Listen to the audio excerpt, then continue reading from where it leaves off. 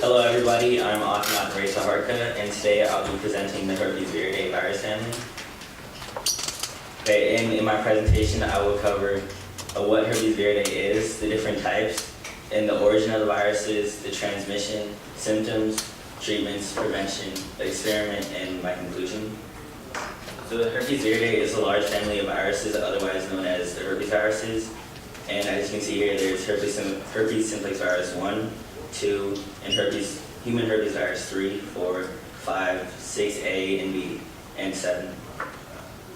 All the herpes viruses share the same anatomical structure, which is a double-stranded linear DNA genome with 100 genes, which are encoded within an icosahedral protein cage called a capsid, and the capsid is wrapped in a lipid bilayer of tegument, or otherwise known as the envelope, and this contains the viral proteins or viral mRNA, and this is called the virion.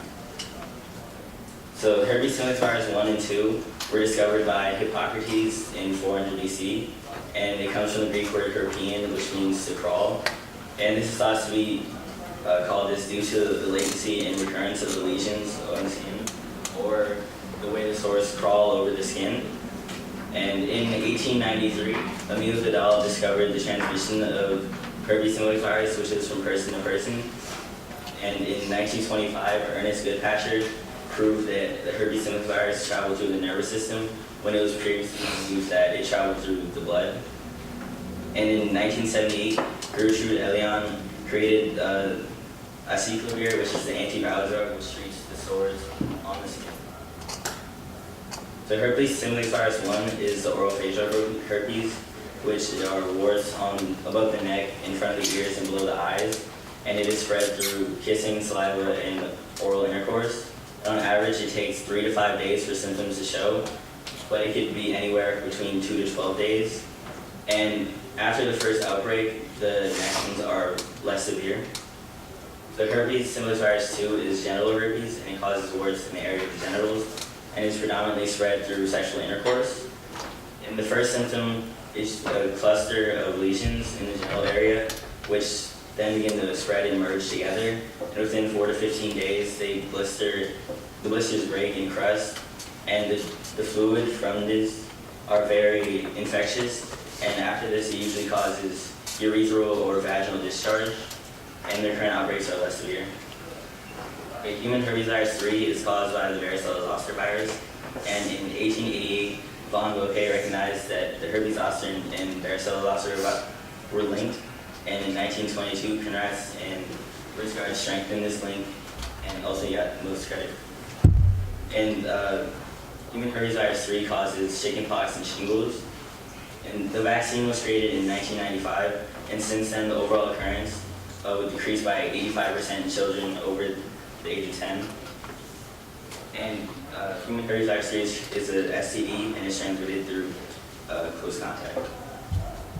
Human herpes virus 4 was discovered in African Burkitt lymphoma in 1964, and African Burkitt lymphoma is a cancer in the immune cells, or the B cells, and it is known for being the fastest growing cancer.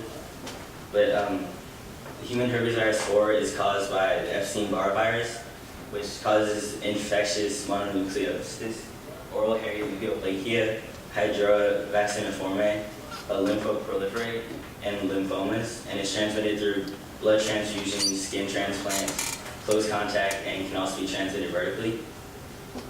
Human herpes virus 5 is caused by the cytomegalovirus, and in 1881, Rivert observed the protozoan-like cells in the organs of the babies with congenital syphilis, and he ultimately found the virus by separating the cytomegalovirus from the congenital syphilis, isolating the cytomegalovirus from congenital syphilis, and it was originally named cytomegaloic inclusion disease due to the enlarged cells. And in 1956, human cytomegalovirus was isolated in vitro by Weller, Rowe, and Smith, and the name was then changed to cytomegalovirus, and the symptoms include infectious mononucleosis and retinitis, and it's transmitted through saliva, urine, and breast milk. Human herpes virus 6, there are two types, A and B. But in 1986, Dharma Ablashi, Robert Gallo, and Zaki Salahuddin discovered the human herpes 6, and it's caused by the roseola virus. And 90% of people contract this virus before they reach the age of 2. And symptoms of human herpes 6 include fever, exanthem sputum rash, and very rarely febrile seizures, encephalitis, and intractable seizures. HHV6 is a latent virus, and reactivations can occur in the brain, lungs, heart, kidneys, or gastrointestinal tract. And if the reactivation occurs in the brain, it can cause disabilities and death in some cases. So HHV6A is more commonly found in patients with multiple sclerosis, which is when the immune system attacks the nerves and destroy myelin or the nerve covers, and it can be a cofactor of HIV or AIDS, and is usually contracted later in life. And HHV6B is 90% of primary HHV6 infections in the US and Japan, and primary infections can cause febrile seizures and is responsible for over a third of status epileptical cases in infants. And the ways to differentiate HHV6A and B is through a PCR DNA test, and HHV6B is usually found in white blood cells or saliva, while HHV6A is usually found in spinal fluids or serum. So the human herpes virus 7 is very similar to the human herpes virus 6 in that they both are caused by the roseola virus, and they both infect most people. And the symptoms of this virus is the roseola infantum, and the transmission is still to be found and is unknown at the moment. Based on my experiment. So scientists in Sweden's hypothesis that HHV6 induced autoimmune attacks against myelin. So the scientists infected nerve cells with HHV6A, and the virus reduced the IL secretion by the nerves, and IL is like a chemical that regulates inflammation, and it diminished nerve cell capacity, and this helped the T cells to proliferate, and they concluded that this was how the human herpes virus hid from the immune defenses and became a long-term latent virus. So next they tested for HHV6 in DNA for indication of active infection in peripheral blood and cerebrospinal fluid, and they tested patients with different demyelination diseases such as Guillain-Barré syndrome, chronic inflammatory demyelination, polyneuropathy, and patients with untreated multiple sclerosis and treated multiple sclerosis, and a control group with headaches. And the result was their hypothesis was not supported because only 8 of the 200 patients were positive for HHV6A.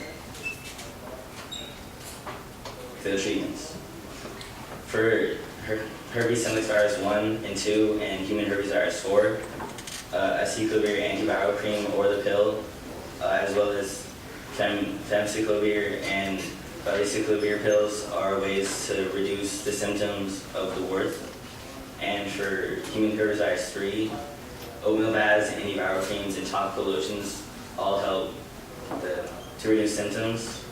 And for HHV5, the antiviral medications are recommended for infants or immunocompromised carriers, but for healthy adults, there are no recommended treatments. For human herpes virus 6, anti-cytomegalovirus agents such as acyclovir and cidofovir and foscarnet are all recommended to reduce symptoms. And for human herpes virus 7, there are no treatments on yet. Okay. Prevention. Most people are unaware that they have a herpes virus. I think it's about 80%, I believe, are unaware that they have herpes virus. So ways to prevent the spread are to use condoms or dental dams, but the best ways are to get tested and avoid intercourse for the herpes simplex virus 1 and 2.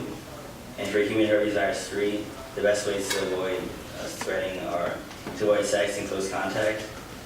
And for human herpes virus 4, close contact should be avoided if you are infected.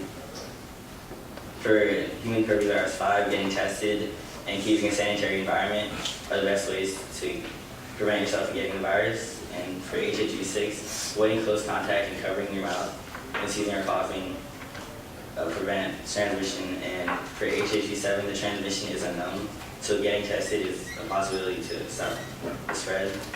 So in conclusion, the herpes virus have a tendency to be latent for a long period of time, and none of them have cures. And the prevention of the herpes viridis family is very important because, and as I said before, very many people do not know that they have the virus. So getting tested and recognizing that you have the disease or the virus is very important, and having safe sex is very important. And the symptoms of the viruses can be very severe or none at all. So give that bibliography, and I will now open the floor to any questions, comments, and constructive criticism. Okay, see the question, raise your hand.